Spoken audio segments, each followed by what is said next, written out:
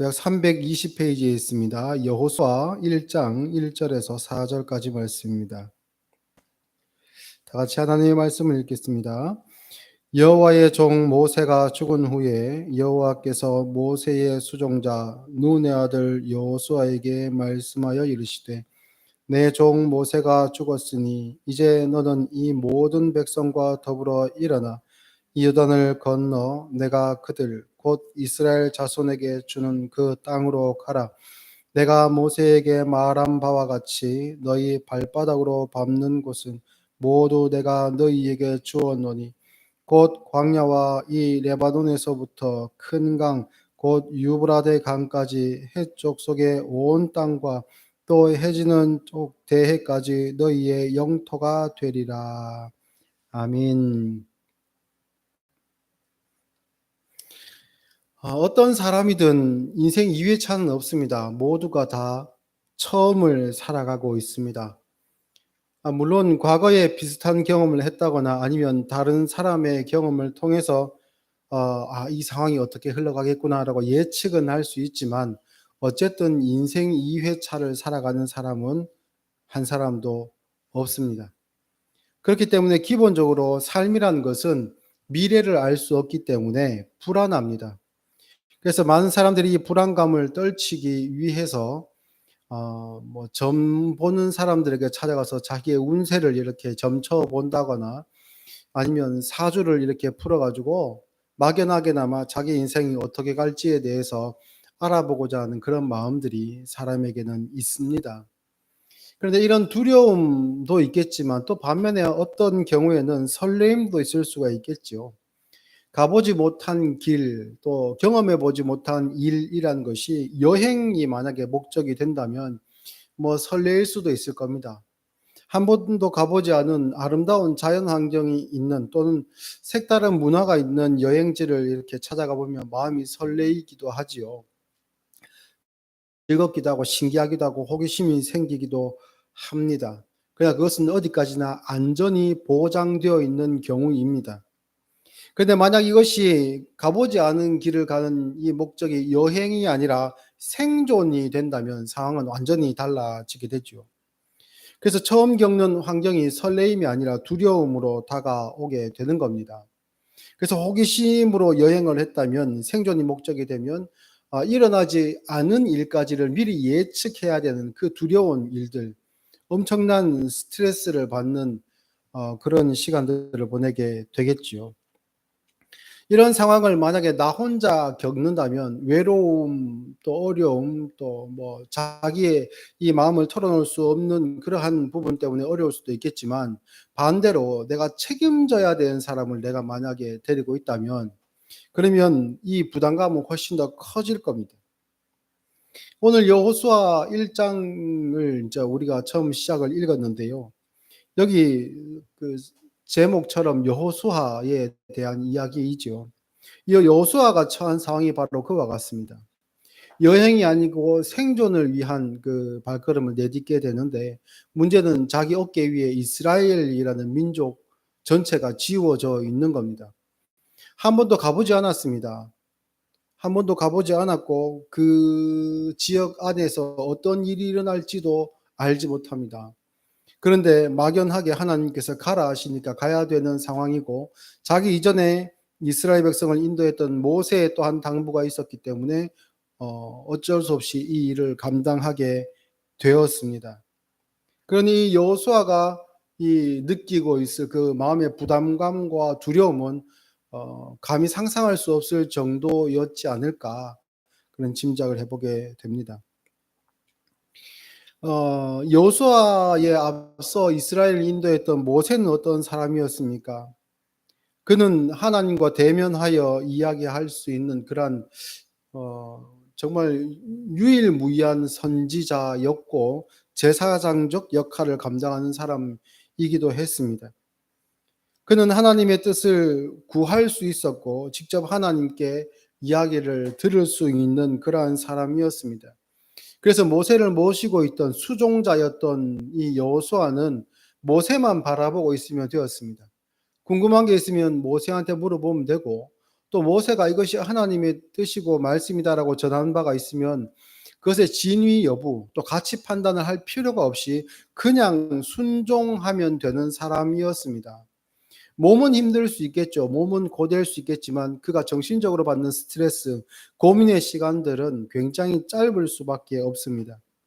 그런데 그 절대적인 지도자였던 모세가 이제 사라진 거죠. 그리고 그 역할을 하나님께서 맡기셨습니다. 만약 모세가 나이 많이 들어서 그가 기력이 떨어지고 쇠약해졌을 때에 그 다음 후계자는 내가 해야지라고 하는 사람들이 이렇게 우후죽순처럼 나타나거나 내가 이스라엘의 지도자가 되어서 나의 능력을 한번 펼쳐보겠다라는 사람들이 이렇게 좀 많아가지고 그중에 투표하는 식으로 지도자를 뽑았으면 그렇지는 않았을 겁니다. 이 일이 얼마나 힘든 일인지를 이스라엘에 속한 사람들 중에 가장 모세 곁에서 실질적으로 지켜봐왔던 이 여호수아에게 이런 일이 맡겨지자 그는 너무나도 큰 스트레스를 받을 수밖에 없었던 거지요. 그 스트레스를 아는 상태에서 지도자로서의 여정이 시작됩니다. 2절 말씀을 한번 다시 보시면요. 내 종 모세가 죽었으니 이제 너는 이 모든 백성과 더불어 일어나 이 요단을 건너 내가 그들 곧 이스라엘 자손에게 주는 그 땅으로 가라. 내가 모세에게 말한 바와 같이 너희 발바닥으로 밟는 곳은 모두 내가 너희에게 주었노니라고 하십니다. 모든 것을 주셨다라고 합니다. 이것은 이미 완료형의 표현이지요. 너희 소유가 되었다. 하나님께서 너에게 주신 것이니까 가서 너희들이 가져라라는 그런 의미가 되지요.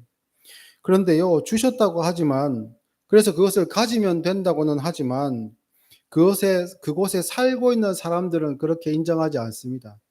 전쟁을 해서 빼앗아 와야 됩니다. 그 말이 좀 그렇죠. 주셨으면 싸움 없이 그저 들어가서 차지할 수만 있으면 참 좋겠는데 주셨다고 말씀하셨음에도 불구하고 싸워서 이기고 빼앗아야만 되는 그러한 땅입니다.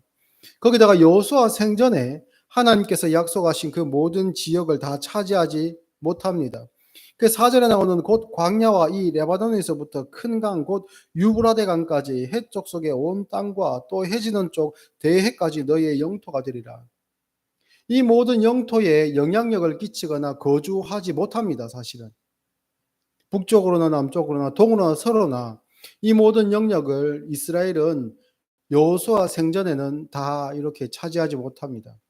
이후에 다윗과 솔로몬 시대에 와서야지만이 그 비슷하게나마 그 영역을 넓히고 또 영향력을 행사할 수 있었지. 심지어는 그 땅을 완전히 차지하거나 거기 사는 거민들을 다 쫓아낸 것도 아니었습니다. 그러다 보니 여호수아는 하나님의 명을 받아가지고 모세의 뒤를 이어서 이 일들을 감당해 내는데 그런데 자기의 생전에 그러니까 눈을 감는 그 순간까지 하나님께서 내게 맡기신 이 사명을 완수를 못합니다. 그러니 그의 인생이 행복했겠습니까? 그의 마음이 가벼웠겠습니까? 하나님 앞에 내가 이 정도 했습니다. 하나님 보십시오. 나는 뭐 달려갈 바를 다 달려왔고 하나님 앞에 이제 나는 구할 바가 영광밖에 면류관밖에 없다. 이렇게 이야기할 정도가 되었을까요? 아니죠. 여전히 이스라엘은 모세가 다스릴 때와 같이 늘 어려움이 생기면 하나님에 대해서 등을 돌리고 자신의 지도력에 대해서 이렇게 이야기하기도 하고 반기를 들겠죠. 나아지는 것이 하나도 없어 보입니다. 그리고 목적한 바 그 모든 영토도 다 차지하지 못했습니다. 그러니까 그 마음에 큰 짐을 그렇게 지고 평생을 살았던 것이 아마 여호수아의 인생이 아니었겠나. 모세가 살았을 때는 그저 모세만 보기만 하면 되었는데 이제는 그런 인생도 아니고 완전히 그냥 던져진 것처럼 세상에 던져져 있는 것처럼 보이고 그 모든 생각과 판단의 결과에 대해서 내가 또 책임져야 되는데 모세처럼 하나님과 직통으로 이렇게 만날 수 있거나 대화할 수 있는 그런 존재도 아니고 참 어려웠지 않겠습니까? 현대인들이 외롭다고 이야기하고 현대인들에게 고독사가 큰 문제라고 이야기하기도 하지만 이 고독하고 외로움 그 어려움은 참이 여호수아에게 있어서는 동반자, 평생 동반자 같은 그런 주제가 아니었겠나 그런 생각을 해봅니다.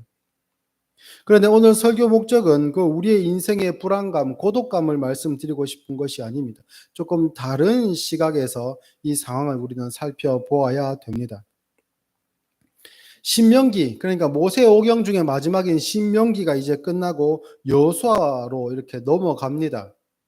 시대로 보면 연결되어 있죠. 그 이야기는 연속성을 가지고 있습니다.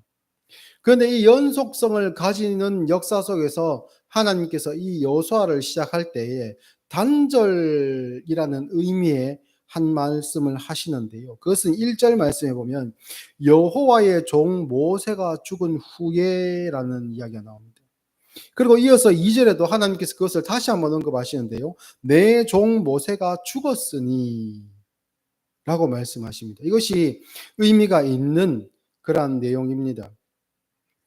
이전의 시대, 그러니까 여호수아 이전의 시대라고 한다면, 여호수아가 지도자가 되기 이전의 시대라고 한다면 광야 시대라고 할 수 있죠. 그 광야 시대를 한마디로 이렇게 정의한다면 어떤 시대라고 여러분은 정의할 수 있겠습니까?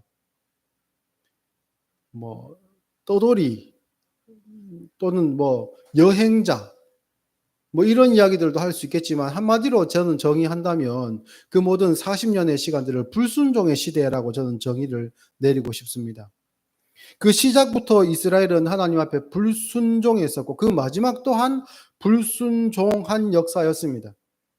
그래서 이스라엘이 출애굽 1세대를 보면 어떻습니까? 광야에서 다 그들은 숨을 거두게 되고 그 광야에 묻힙니다.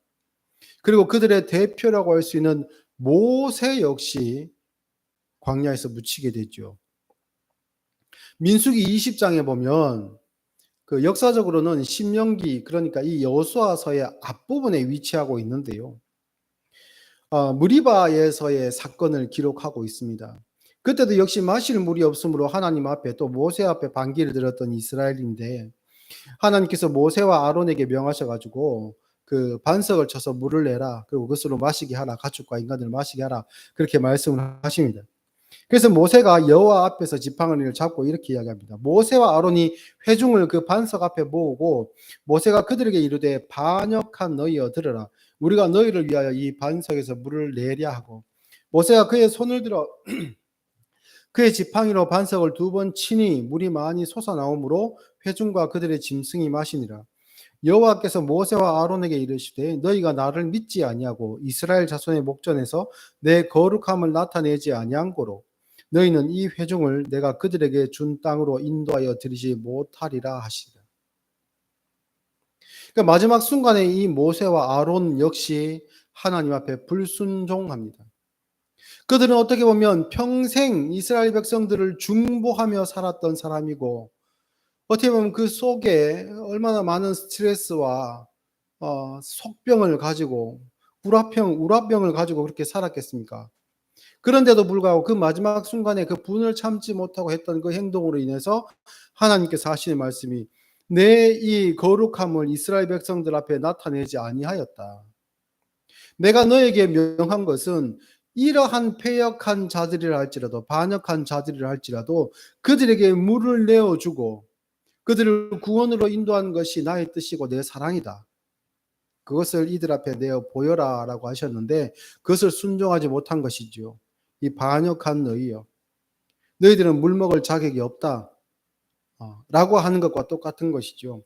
그 불순종함으로 말미암아 모세 역시 불순종의 백성들과 함께 광야에서 잠이 듭니다. 그런데 여기서 우리가 조금 착각하면 안 되는 게요. 모세가 가나안으로 들어가지 못했다고 해서 모세에 대한 평가를 굉장히 평가절하해서 이야기하는 사람들이 간혹 있기도 합니다만 그것은 잘못된 겁니다. 모세가 하나님 앞에 불순종의 모습으로 어떻게 보면 그 심판을 받아 광야에 묻힌 결과로 나타나지만 그 마지막까지 모세는 자기의 역할을 했다는 것이 이 성경이 가지고 있는 담고 있는 의미입니다. 그러니까 모세가 120세에 하나님께서 부르셔서 이 세상에서의 삶이 끝나죠. 그런데 모세의 120세의 건강 상태를 이야기할 때 어떻게 이야기합니까? 그때까지 그가 눈이 흐리지 아니하였고 기력이 쇠하지 아니하였다라고 합니다. 생물학적으로 보면 여전히 모세는 이스라엘 백성들을 인도할 수 있는 능력이 있는 사람입니다. 그대로 요단강을 건너서 가나안 땅으로 인도해 드려도 그가 직접 칼을 들고 싸울 수는 없다 할지라도 여호수아의 조언자가 될 수 있고 백성들을 위해서 기도하는 중보자가 될 수 있습니다. 그 역할을 충분히 하죠. 그래서 큰 도움을 줄 수 있는 사람임에도 불구하고 하나님께서 맡기신 역할이 여기까지였다는 겁니다. 용도가 다한 사람은 아니었으나 하나님께서 마지막 순간에 그에게 맡기신 역할이 바로 그것이었다는 겁니다. 그래서 모세의 죽음과 그 뒤를 이어서 여호수아가 지도자로 이렇게 이어받는 것은 어떻게 보면 이전에 구시대의 종말과 새시대의 시작이라고 할 수 있는 겁니다. 그것이 역사적으로는 시간상에서 연속성을 가지고 있지만 굉장히 큰 단절점을 보이는 것이죠. 그러면 구시대의 지도자인 모세는 어떤 사람이었습니까? 그는 놀라운 사람입니다. 놀라운 사람이죠. 이스라엘 백성들을 출애굽시킬 때에 10가지 재앙을 하나님께서 모세의 손을 통해서 그 권능을 나타내 보이셨습니다. 홍해를 가른 역사 또한 마찬가지고요. 그 40년 동안 그 백성들을 위해서 중보하고 그들을 위해서 애썼던 그 모습을 보면 완벽한 사람이죠. 더 이상 그런 사람이 없습니다. 그런데 그 절대적인 지도자, 한 사람이 어떤 카리스마 있는 그러한 영적 리더에게 편승하는 시대가 아닌 이제 새로운 시대가 열립니다. 그 새로운 시대는 어떤 시대인가? 우리가 읽지는 않았지만요. 여호수아 1장 7절 말씀부터 한번 보겠습니다. 오직 강하고 극히 담대하여 나의 종 모세가 내게 명령한 그 율법을 다 지켜 행하고 우로나 좌로나 치우치지 말라. 그리하면 어디로 가든지 형통하리니 이 율법책을 내 입에서 떠나지 말게 하며 주야로 그것을 묵상하여 그 안에 기록된 대로 다 지켜 행하라. 그리하면 내 길이 평탄하게 될 것이며 내가 형통하리라. 내가 내게 명령한 것이 아니냐. 강하고 담대하라. 두려워하지 말며 놀라지 말라. 내가 어디로 가든지 내 하나님 여호와가 너와 함께 하느니라 하시니라. 이제 새로운 시대가 열렸습니다. 새로운 시대의 새로운 지도자가 이전 시대의 지도자와 비교해 보았을 때에, 그러니까 모세와 여호수아를 액면 그대로 비교해 보았을 때 여호수아가 떨어지죠. 많이 부족합니다. 나이가 조금 젊은 것 빼고는 여호수아가 모세와 비교했을 때 나을 게 없습니다. 근데 심지어 모세는 아직까지 체력이 있습니다. 눈도 밝고 기력도 전혀 쇠하지 않았죠. 여러모로 보았을 때 아직 여호수아 자신이 스스로를 생각할 때에도 내가 모세보다 훨씬 못한데 어떻게 나에게 이 일을 맡기십니까가 될 수 있습니다. 그런데 그러한 여호수아를 새 시대의 지도자로 세우시고 하나님께서 하시는 말씀이 무엇입니까? 말씀으로 너희를 인도하겠다.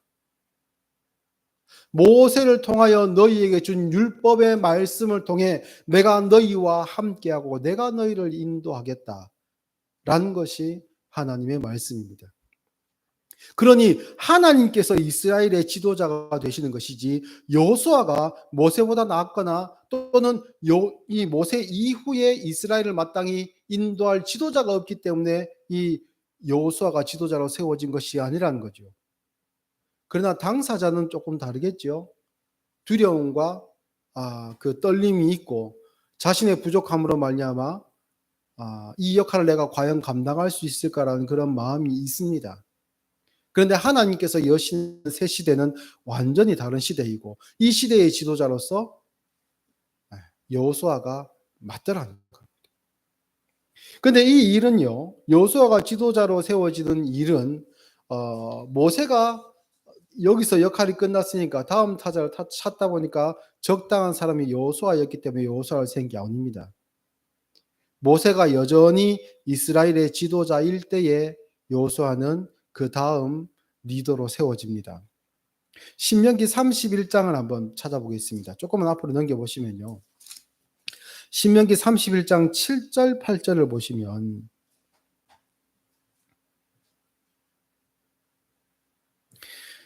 모세가 여호수아를 불러 온 이스라엘의 목전에서 그에게 이르되, 그 모든 이스라엘 백성들이 들으라고 하는 겁니다. 너는 강하고 담대하라. 너는 이 백성을 거느리고 여호와께서 그들의 조상에게 주리라고 맹세하신 땅에 들어가서 그들에게 그 땅을 차지하게 하라. 그리하면 여호와 그가 내 앞에서 가시며 너와 함께하사 너를 떠나지 아니하시며 버리지 아니하시리니 너는 두려워하지 말라, 놀라지 말라.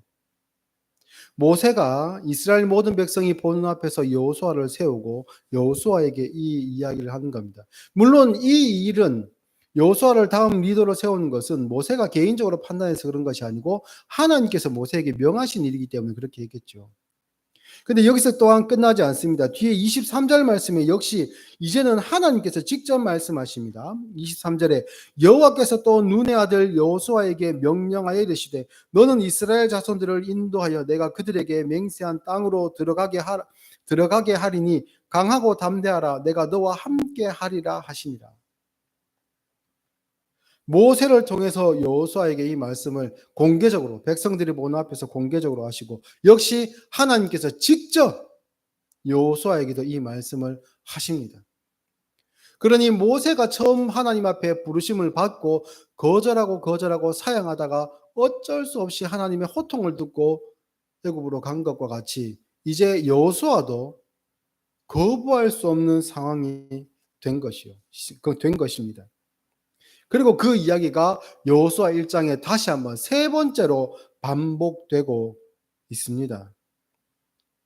그렇기에 이스라엘에 있는 이스라엘 백성 중에 누구도 이 여호수아의 지도력에 대해서 반기를 이렇게 들 수가 없는 그런 상황으로 잘 이렇게 상황이 정리가 되었지요. 그러면 이제 여호수아가 어떻게 해야 되겠습니까? 아, 모세 같은 사람도 나를 지도자로 세웠고, 그리고 하나님도 나를 인정하셨으니까 나에게 그럴 자격이 있는가 보다. 아, 내가 잘할 수 있는가 보다. 자신감을 한번 가져보자. 이렇게 했을까요? 아닙니다. 여호수아가 처음 요단강을 건너서 가나안으로 들어가서 전쟁을 하였을 때 전쟁했던 성이 어디였습니까? 여리고 성이었지요. 여리고 성은 지금 현재 이스라엘이 가진 병력이나 전술이나 이런 모든 것들 군사력으로 봤을 때에 쉽게 함락시키기 어려운 성이었습니다. 그 앞에서 다시 한번 좌절하는 겁니다. 자기가 리더로서의 자기의 한계를 다시 한번 알고 깨닫는 것이죠. 그런 상황에서 하나님께서 명을 하시지 않습니까? 매일 한 바퀴씩 돌고 마지막 날에는 7바퀴를 돌아라. 그 이야기가 어떻게 보면 우스꽝스럽고 말도 안 되는 그런 이야기처럼 보이지만 여호수아는 지금 뭐 딴 생각을 할 수 없습니다. 판단할 수 없고 하나님께서 말씀하신 그 말씀을 따를 수밖에 없죠. 그래서 승리를 하게 됩니다. 그런데 여기서요, 여호수아도 사람이기 때문이었을까요? 인간적으로 이야 된다 이런 생각을 했던 것 같습니다. 그래서 두 번째 만난 전투, 또 성은 어디였습니까? 아이성이었죠. 아이성을 이렇게 보니까 여리고성과 비교했을 때에 그 규모가 얼마 되지 않고 그 성곽도 높지 않기 때문에 한 3천 명쯤 이렇게 보내면 그러면 이길 수 있겠다. 우리가 전력을 다 이렇게 쏟아내지 않아도 여기서는 승리할 수 있겠다라는 보고를 받습니다. 정탐꾼들에게. 그 이야기를 듣고 여호수아는 하나님께 아뢰지 않고 그 정탐꾼들의 보고를 듣고 자기가 판단해서 전술적인 결정을 내립니다. 그것이 지혜롭겠다. 그런데 거기서 패하게 되죠. 물론 아이선 전투에서의 패배는 다른 이유가 있었습니다. 그 아이성 전투 이전에 여리고성 전투에서의 문제가 있었죠. 거기서의 아간의 죄로 말미암아 하나님께서 이미 이들을 심판하시기로 작정을 하셨고 그 일로 인해서 이 일이 벌어지기도 했지만 지도자인 여호수아의 입장에서 봤을 때는 자기 잘못이 없다고 할 수 없습니다. 왜냐하면 이때의 판단, 정탐꾼들의 이야기를 듣고 판단했던 이 여호수아의 판단의 방식이 무엇과 흡사하냐면 이스라엘 백성들이 자기가 정탐꾼으로 가데스 바네아에서 가나안으로 들어갔다가 나와가지고 갈렙과 함께 하나님의 뜻에 맞는 보고를 했음에도 불구하고 다른 10명의 정탐꾼들의 이야기를 듣고 전술적인 판단, 현실적인 판단을 해서 좌절했던 다른 이스라엘 백성들과 비슷한 판단을 했기 때문입니다. 그래서 여호수아의 잘못이 없었다고 이야기할 수 없는 것이죠. 그 패배로 인해서 크게 슬퍼하고 하나님 앞에 엎드리게 됩니다. 그리고 초심으로 돌아가죠. 어떤 초심입니까? 여전히 불안한 마음. 여전히 내일을 알 수 없기 때문에 불안한 마음. 하나님께서 나를 인도해 주시지 아니하시면 나는 도무지 이 일을 감당할 수 없다. 마치 우리가 그리스도인이라는 이름을 가지고 이 세상을 살아가고 있는데 내가 내 노력, 내 지혜, 내 생각이 모든 것들, 판단하는 이 모든 것들 효율적으로 잘 하는 것 물론 중요하죠. 뱀처럼 지혜로워야 되는 것이 맞는데 하나님의 말씀의 가치 판단보다 내 생각이 앞설 때가 있습니다. 그게 더 지혜로워 보이고 그것이 효율적으로 보일 때가 있지요. 그런데 그런 결정을 할 때 하나님은 그 백성들을 어떻게 하십니까? 아이성 앞에 세웁니다. 네 말이 네 생각이 맞는지 한번 네가 경험해 보아라. 거기서 또한 실패를 보죠. 거기서의 성공은 나중에 더 큰 실패를 위한 포석이 되기도 하겠지만 하나님께서는 어린 우리들을 불쌍히 여기사 작은 실패들을 우리 삶 속에서 경험하게 하십니다. 그리고 우리를 돌아보게 하시고 아이성 전투에서 좌절했던 여호수아와 같이 다시 한번 하나님을 바라볼 수 있도록 하나님께서 말씀으로 나를 인도하시는구나. 언제든지 하나님의 말씀에 귀를 기울여야 되는구나. 그 생각을 가질 수 있도록 하나님께서 인도하시는 것이지요. 우리 그리스도인들은 참 독특합니다. 한 가지의 감성만을 지니지 않지요. 하나의 심리 상태만을 유지하지 않습니다. 어떤 경우에는 영혼을 사는 사람들처럼 이 세상에서의 삶이 어렵고 척박할지라도 영혼을 사는 사람들처럼 소망을 가지고 삽니다. 그것이 세상 사람들 눈으로 볼 때는 허풍으로 보일 수도 있고요. 가짜처럼 거짓말처럼 보일 수도 있습니다. 그런데 또 반대편으로 세상 사람들이 전혀 근심하지 않고 걱정하지 않는 일까지 마음의 부담감을 가득 안고 힘들어하고 괴로워하는 그런 모습을 보일 때가 있습니다.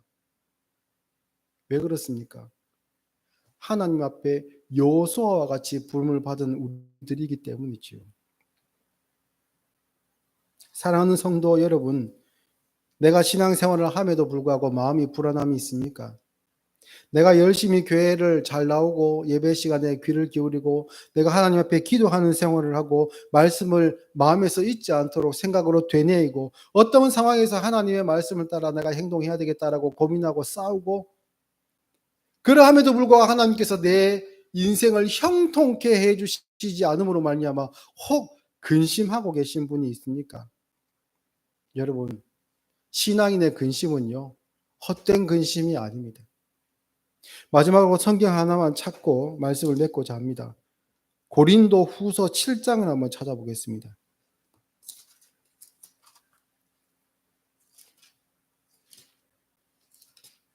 고린도 후서 7장 9절부터 11절까지 말씀.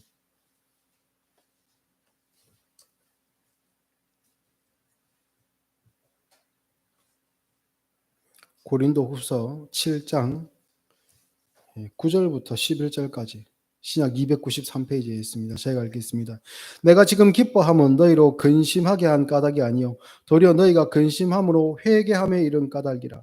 너희가 하나님의 뜻대로 근심하게 된 것은 우리에게서 아무 해도 받지 않게 하려 함이라. 하나님의 뜻대로 하는 근심은 후회할 것이 없는 구원에 이르게 하는 회개를 이루는 것이요 세상 근심은 사망을 이루는 것이니라. 보라, 하나님의 뜻대로 하게 된 이 근심이 너희로 얼마나 간절하게 하며 얼마나 변증하게 하며 얼마나 분하게 하며 얼마나 두렵게 하며 얼마나 사모하게 하며 얼마나 열심 있게 하며 얼마나 벌하게 하였는가. 너희가 그 일에 대하여 일체 너희 자신의 깨끗함을 나타내었느니라. 아멘. 이때 상황은 물론 좀 복잡합니다. 고린도 교회는 자체 내에 갖고 있는 어려운 문제들도 있었고 지금 이 이야기들은 그것을 포함한 다른 교회 밖에서의 문제까지 바울 자신의 문제를 포함하여 이 문제들까지 전부 함께 이렇게 이야기를 하고 있는 겁니다. 하나님께서 말씀으로 우리를 인도하시는 시대를 우리가 살아가고 있는데 하나님께서 말씀으로 우리와 함께 하시는 그러한 시대를 우리는 살아가고 있는데, 그러한 중에 우리가 고민하고 근심하게 되는 그 모든 일들은 하나님께서 외면하거나 하나님께서 우리를 버리셨기 때문에 우리가 겪는 것이 아니라, 오히려 그 일들을 통해 우리로 하여금 하나님의 말씀으로 더욱 돌아올 수 있도록, 하나님의 뜻을 더 깊이 깨달아 알 수 있도록, 이 길이 참으로 생명의 길임을 우리가 부인하지 않도록 참된 신앙의 길을 걷도록 하시는 하나님의 손길이라는 사실, 여러분 기억하시기 바랍니다. 우리 교회에 지금 학생 2명이 있는데요. 곧 시험도 앞두고 있고, 또 이 시험이 끝난다고 완전히 시험이 끝나는 게 아니죠. 시험의 연속인 인생이 앞으로 수년간 쭉 펼쳐져 있습니다. 불안하기도 하고 어렵기도 하고, 그 결과가 내게 주어졌을 때에 좌절감이 들 수도 있고, 또는 내가 생각한 것보다 더 좋은 성적이 나왔을 때 잠시 교만할 수도 있겠지만, 여러분의 인생을 하나님께서 말씀으로 인도하신다는 것을 꼭 기억할 수 있고, 하나님의 말씀으로 하나님과 동행하는 새 시대의 리더로서의 삶을 살 수 있는 여러분들이 다 될 수 있기를 예수님의 이름으로 축복합니다. 기도하겠습니다.